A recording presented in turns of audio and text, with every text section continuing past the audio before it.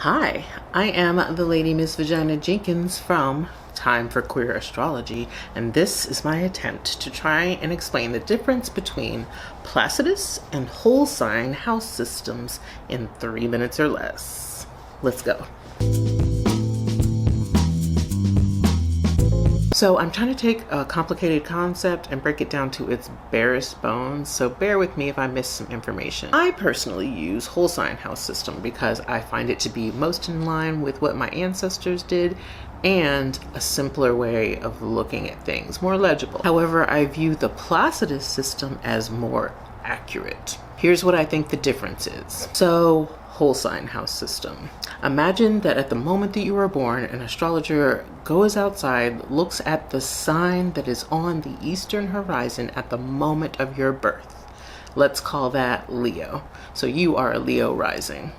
And then they go back inside and then they go, okay, so if we know that there's 24 hours in a day, 12 zodiac signs, we're gonna break this 24-hour circle up into 12 sections, and we're going to call 1/12 of that Leo. That's your first house. Then we know by extrapolation, second house is going to be Virgo, third house is going to be Libra, so forth and so on, right?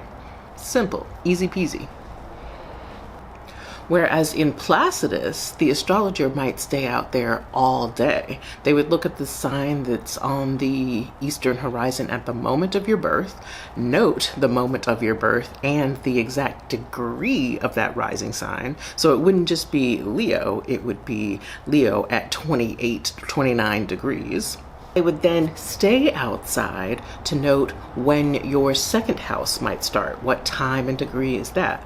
When your third house might start. What time and degree is that? Keeping exact notes for all 24 hours of your natal chart. Because of those exact notes, the pieces of the pie will have different shapes. This is an example of one of the drawbacks of the Placidus system. Because the full 360-degree circle is not divided equally, sometimes signs can be hidden. So for example, here I would say that the 12th house starts here in Aries, and then the first house starts here in Gemini, and it seems as if Taurus is missing from the equation. That's called an interception. To be fully transparent, I am an astrologer who is still figuring out all the ways in which I do things, my systems, and when I decide to use the whole sign house system versus Placidus house sign system.